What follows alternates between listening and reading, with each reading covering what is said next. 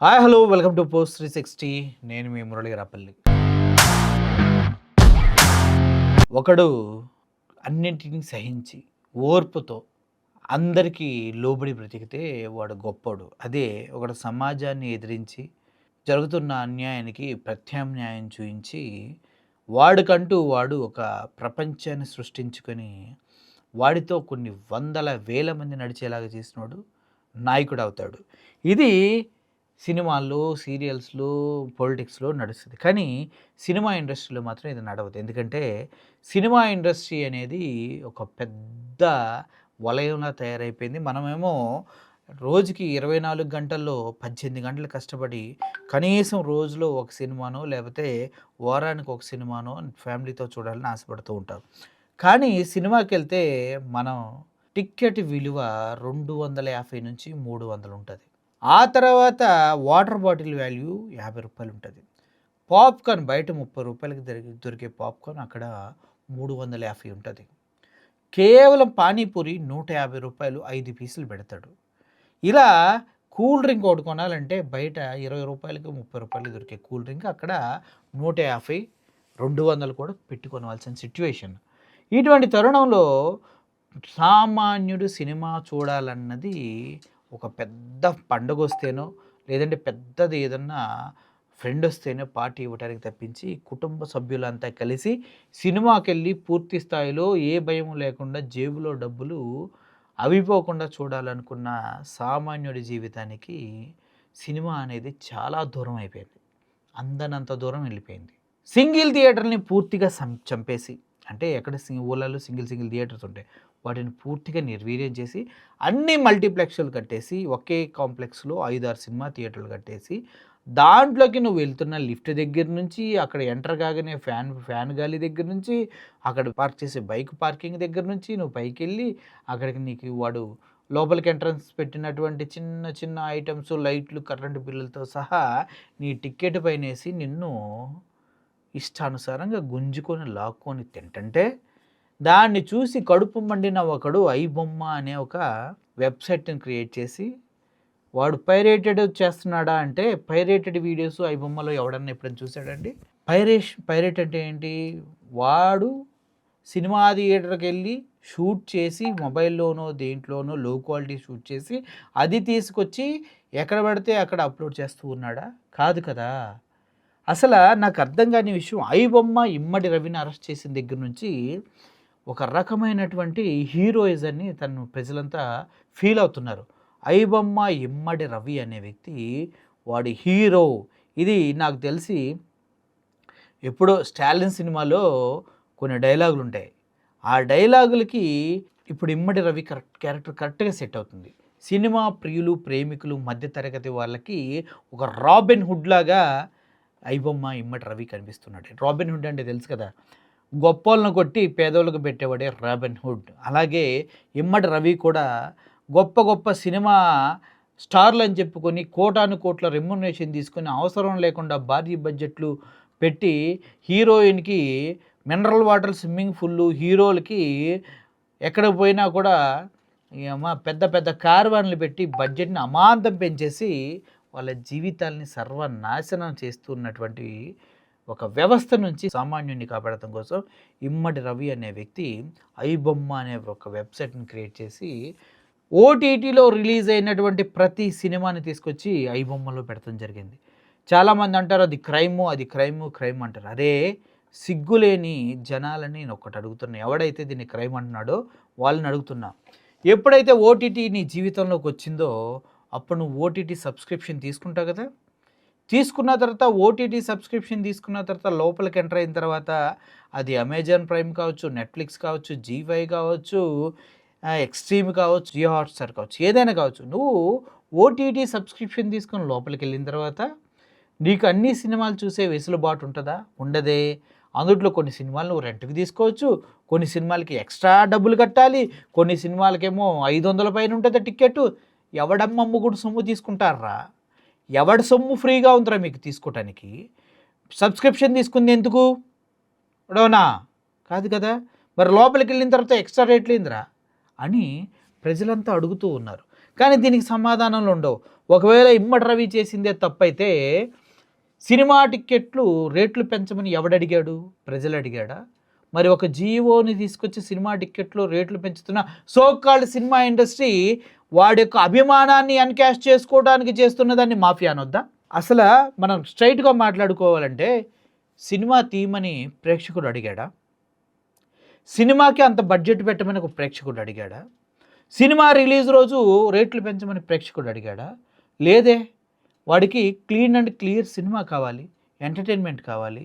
మరి నీ ఇష్టానుసారంగా భారీ బడ్జెట్లు పెట్టుకొని, నీ ఇష్టానుసారంగా హీరో రెమ్యునరేషన్ ఇచ్చుకొని, నీ ఇష్టానుసారంగా లెక్కకు మించి ఖర్చులు పెట్టుకొని, నీ ఇష్టానుసారంగా అన్నీ చేసి ఒక ప్రొడ్యూసర్ సిగ్గు లేకుండా భారీ బడ్జెట్ సినిమాలు అంటూ వాడి స్టార్డము, వాడిని హీరో స్టామినాని పెంచుకుంటూ వాడి ఇన్కమ్ని పెంచుకోవడానికి చేసే ప్రయత్నంలో ఎవరో 50 మంది సినిమా ఇండస్ట్రీలో ఉన్నటువంటి నాయకులంతా హీరోలంతా కలిసి భారీ బడ్జెట్ మూవీలు తెస్తే ఆ భారీ బడ్జెట్ మూవీలు ఫ్లాప్ అయినా సక్సెస్ అయినా దానికి లాభాలు రావాలంటే ఏం చేయాలంటే ప్రజల దగ్గర నుంచి నిలువు దోపిడీ చేసి వాళ్ళ సినిమాల నుంచి వచ్చే అటువంటి ఫస్ట్ రోజు 3 రోజులు అధిక జీవోలు తీసుకొచ్చి రేట్లు అధికంగా పెంచి ప్రజల దగ్గర నుంచి నిట్ట నిలువున దోచుకుంటారా? మరి దీన్ని ఏమనాలి? దోపిడీ అనకూడదా? ఎవడు తీయమన్నాడా నేను భారీ బడ్జెట్ సినిమాలు? ఎవడ ప్రజలు తీయమన్నారా? సిగ్గు లేకుండా నీ హీరోని నువ్వు హైప్ చేసుకోవటం కోసం ఎవడో ఒక హీరో ఒక ప్రొడ్యూసరు కోట్ల లాభాలు సంపాదించడం కోసం ఏదో ఒక క్రియేట్ చేయాలని నానా రకాల దరిద్ర బడ్జెట్లను పెట్టి సినిమాలు తీసి అటర్ ఫ్లాప్లు అయిపోతే వాటిని ఇంకా రికవరీ చేసుకోవడానికి జీవోలు రిలీజ్ చేయించుకునేటువంటి సిస్టమ్, ప్రీమియర్ షోలకి వాళ్ళకి వేలు టికెట్లు పెట్టే సిస్టమ్. ఎవడ సొమ్ము? వాడి అభిమానాన్ని నువ్వు మోసపూరితంగా దోచుకోట్లా? వాడు అభిమానాన్ని, సినిమా అభిమానాన్ని దోచుకోట్లా? దాన్ని ఏమనాలి? మాఫియా అనకూడదా? ఇమ్మడి రవి చేసింది తప్ప ఒప్ప అనేది పక్కన పెట్టు. అకార్డింగ్ టు ఇండియన్ కాన్స్టిట్యూషన్ తప్పు ఉండొచ్చు. తన పైన పైరేట్స్ రిలేటెడ్ కానీ, ఐటీ రిలేటెడ్ కానీ ఇంకా కొన్ని కేసులు పెట్టుండొచ్చు. కానీ అతనేమి పైరేటెడ్ మూవీస్ చేయలేదు. ఓటీటీలో రిలీజ్ అయినాయే కదా నువ్వు పెట్టేది. ఆయన సామాన్యుడు థియేటర్లకు ఎందుకు రావాలి? నాకు అర్థం కాదు. నువ్వు ఎన్ని కోట్లు పెట్టిన సినిమా అయినా ఒక నెలలోపు ఓటీటీలో నువ్వే భారీ బడ్జెట్కి అమ్మేసుకొని ఆడు సినిమా నుంచి వచ్చిన డబ్బులు, ఇటు రీమేక్ డబ్బులు, ఇటు మళ్ళీ అన్ని డిజిటల్ రైట్స్ డబ్బులు, అదేవిధంగా మళ్ళీ ఓటీటీ రైట్స్ డబ్బులు ఇన్ని అమ్ముకుంటూ ఒక సినిమాని 100 విధాలుగా వ్యాపారాలు చేసుకుంటున్నటువంటి సినిమా ఇండస్ట్రీలో ఓటీటీలో ఒక నెలలోనే రిలీజ్ చేస్తున్నప్పుడు సామాన్యుడు సినిమాలకు ఎందుకు రావాలి? సినిమా థియేటర్కి ఎందుకు రావాలి? సినిమాని చంపేస్తుంది ఏంటి? ఒక పాప్కార్ను, ఒక కూల్ డ్రింకు, ఒక భారీ టికెట్లు, ఇవే కదా చంపేస్తుంది. మరి వాటిపైన చర్య తీసుకునే దమ్ము ఏ ఒక్కడికైనా ఉందా? ఏ సినిమా ఇండస్ట్రీలో ఉన్న ఎదవకైనా ఉందా? లేదంటే ఏ పోలీస్ ఆఫీసర్కైనా ఉందా? లేదంటే ఏ సంఘ సంస్కృతికైనా ఉందా?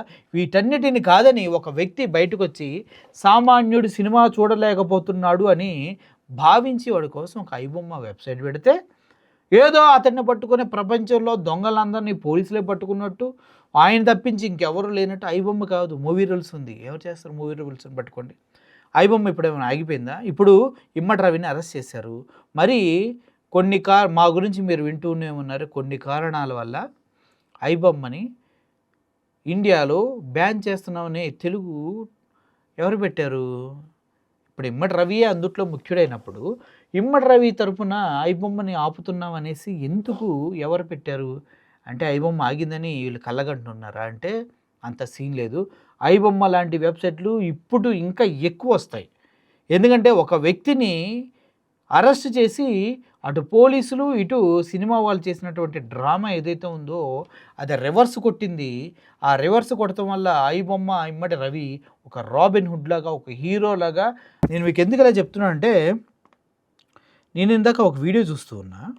ఆ వీడియో చూస్తున్నప్పుడు అక్కడ ఐబొమ్మ ఇమ్మడి రవి వాళ్ళ ఫాదర్ మాట్లాడుతూ, అయ్యో అట్లా ఎవరన్నా అంటారండి? అలా ఎవరు అనరండి. ప్రభుత్వం దగ్గర శక్తి ఉందండి. ప్రభుత్వాన్ని ఎవడన్నా ఎదిరిస్తాడా అండి? మా వాడు ఎదిరించడం తప్పే అండి అని ఒక మధ్యతరగతి తండ్రిలాగా ఆయన మాట్లాడుతూ ఉంటే, ప్రభుత్వం ఏముంది, నన్ను అరెస్ట్ చేసి దమ్ముంటే అరెస్ట్ చేసుకోండి అంటూ సవాల్ చేసినటువంటి కొడుకు. అంటే ఇక్కడ ఒక 35-40 సంవత్సరాలు ప్రభుత్వ ఉద్యోగం చేసినటువంటి మనిషి యొక్క ఆలోచన ఎంత బానిసత్వంతో నిండి ఉంటుందో ఒకసారి అర్థం చేసుకోండి. అదేవిధంగా నేను ప్రజలకో ఎవడికో ఒకడికి ఏదో ఒకటి చేయాలని బయటకు వచ్చి నిలబడినటువంటి ఒక వ్యక్తి సినిమాని ఎంటర్టైన్మెంట్కి ఇంతమందికి దగ్గర చేసి ఒక హీరోలాగా రాబిన్ హుడ్లా కీర్తిస్తున్నారండి. ఎందుకు అంత పాజిటివ్ వస్తుంది ఆయన మీద? నేను ఆయన పైన పడిన కేసులు, ఆయన అరెస్ట్ చేయటాన్ని తప్పుపడతల్లా. కానీ సామాన్యుడికి సినిమాని హై క్వాలిటీలో దగ్గర చేసిన ఇమ్మడి రవి హీరో అయినప్పుడు, అటువంటి హీరోని ఒక సినిమాలో చూపించే రాబిన్ హుడ్ క్యారెక్టర్ లాంటిదే కదా ఇతనిది కూడా. రాబిన్ హుడ్ క్యారెక్టర్ లాంటిదే కదా. చాలామంది బెట్టింగ్ యాప్లు ప్రమోట్ చేశాడు, అది చేశాడు, ఇది చేశాడు అంట. మరి బెట్టింగ్ యాప్లు నాగార్జున గారు ప్రమోట్ చేశారు, ప్రకాష్ రాజ్ గారు ప్రమోట్ చేశారు, రానా గారు ప్రమోట్ చేశారు, అదేవిధంగా హే బాలయ్య గారు కూడా ప్రమోట్ చేశారు. వారిని కూడా అరెస్ట్ చేయొచ్చు కదా. అరెస్ట్ చేసే దమ్ము పోలీసులకు ఉందా? ఉందా? లేదు. మరి వాళ్ళని అరెస్ట్ చేసే దమ్ము లేనప్పుడు ఈయన్ని అరెస్ట్ చేసే దమ్ము ఎక్కడుంది? బెట్టింగ్ యాప్లు ఐబొమ్మలో ఉన్నాయి అంటున్నారు. మరి బెట్టింగ్ యాప్లో బాలయ్య గారు అన్స్టాపుల్ షోలో కూడా బెట్టింగ్ యాప్ ప్రమోట్ చేశారు కదా. రానా షోలో కూడా బెట్టింగ్ యాప్లు ప్రమోట్ చేశారు కదా. చాలా చాలా చాలా అందుకే బిగ్ బాస్లో కూడా బెట్టింగ్ యాప్లు ప్రమోట్ చేశారు కదా. మరి అటువంటిప్పుడు మరి వాళ్ళని ఎందుకు అరెస్ట్ చేయరు? అంటే ఇదే చేతకందనం అంటారు. అసలు నాకు ఒక విషయం అర్థం కాలేదండి. ఒక పోలీసులు ఒక వ్యక్తిని పట్టుకున్నారు. అతను సమాజానికి హాని చేస్తున్నాడనే ఉద్దేశంతో పట్టుకున్నారు. ఆయన సమాజానికి ఏం హాని చేస్తున్నాడో ఏమో పక్కన పెడితే, సినిమా ఇండస్ట్రీకి హాని చేస్తున్నాడనేసి ఇమ్మడి రవిని అరెస్ట్ చేసి పక్కన పెట్టారు. అరెస్ట్ చేసి పోలీసులు ఒక ప్రెస్ మీట్ పెడితే పక్కన సినిమా హీరోలకి ఏం పని సార్? నాకు అర్థం కాదు. సినిమా హీరోలు ఎవడు మీ పక్కన కూర్చొని ఇమ్మడి రవిని జడ్జి చేయడానికి? ఇమ్మడి రవిని జడ్జి చేయడానికి సినిమా హీరోలు వీళ్ళంతా ప్రొడ్యూసర్స్ అంతా ఎవరో? పోలీసుల పక్కన కూర్చొని ప్రెస్ మీట్లో మాట్లాడే హక్కు వాడికి ఎవడిచ్చాడు? వాళ్ళు ఏమైనా పోలీసులా? వాళ్ళు ఏమైనా ఏంటని తోపులా? ఎందుకు చేయాలి? వాళ్ళు పర్సనల్గా ఫిలిం ఛాంబర్లో పెట్టుకోవాలి ప్రెస్ మీట్. మీ ప్రెస్ మీట్లో వాళ్ళు ఎందుకున్నారు? మీరంతా తొత్తులు ఒకటా?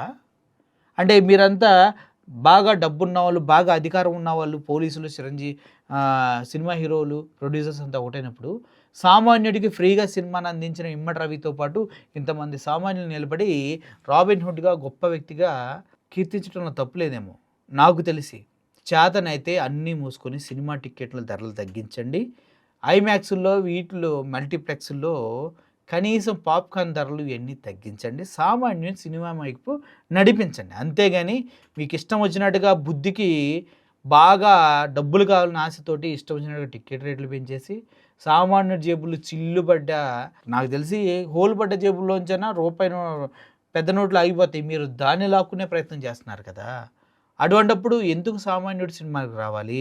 నీ తొక్కలో సినిమాని 15 రోజుల్లో ఓటీటీలో రిలీజ్ చేస్తున్న సినిమాకి థియేటర్కి రావాల్సిన అవసరం మాకేంటి అంటూ ప్రతి ఒక్కరు ప్రశ్నిస్తూ ఉన్నారు. పోలీసులను కూడా చెప్తూ ఉన్నాం, ఇమ్మడి రవిని అరెస్ట్ చేస్తే ఈ పైరేటెడ్ లేదంటే ఇలా ఐబొమ్మ లాంటి ప్రజల ఆదరణ పొందిన సైట్లు ఆగిపోతాయి అనేది పెద్ద కళ. చూస్తూ ఉండండి, వితిన్ నో టైం మళ్ళీ ఐబొమ్మ లాంటి ఎన్నో వెబ్సైట్లు తెలుగు వారికి పరిచయం అవుతాయి. వాటిని ఆపటం మీ వల్ల కూడా కాదు. ఎందుకంటే ఇప్పుడు ప్రతి ఒక్కరూ చాలా కోపంతో ఉన్నారు ప్రజలు. ఇమ్మడి రవిని అరెస్ట్ చేశారు, ఐబొమ్మను ఆపేశారు అన్నప్పుడు ఆ కోపం ఒకటి నుంచి ఒకడికి వెళ్ళి ఎవడో ట్రిగ్గర్ అయ్యి టెక్నికల్గా నాలెడ్జ్ ఉన్నవాడు మళ్ళీ ఇంకొక ఎక్కడ వేరే స్టేట్ నుంచి వేరే కంట్రీ నుంచి వెబ్సైట్లు స్టార్ట్ చేస్తూనే ఉంటారు. సినిమా రంగాన్ని ఇక ఆదుకోవడం ఎవడి వల్ల కాదు, అందులో ఎటువంటి సందేహం లేదు. ఇప్పుడు ఇమ్మడి రవి సామాన్యుల రాబిన్ హుడ్గా పేరుగాంచాడు. నిజంగా చెప్పాలంటే ఇమ్మడి రవి మీరు చేసింది తప్పు, కానీ మీరు చేసింది ఒక బడా భూస్వాములపైన రైతులు చేసిన పోరాటం లాంటిది అని అభివర్ణిస్తూ సెలవు తీసుకుంటున్నా. Thank you for watching this video. Murali signing off. Thank you so much.